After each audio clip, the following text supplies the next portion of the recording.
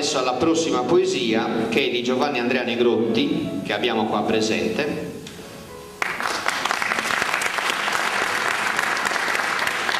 Che ha per titolo A tie Gherzo ed è letta da Clara Farina. A me mi sa per il suo che hanno vedo vicino, so, voi che criene in salvo, crenare che insomma vada ancora per ansia per questa lingua. Mancare devo narrare che certamente non gli scritto bene, però noi vi la a pensare.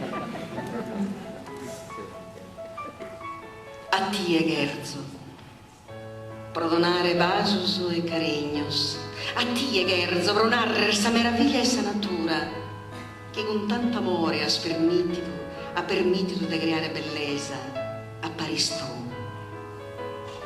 A tie Gherzo, quando sono il regno del suo lavoro e a solo a tie in suo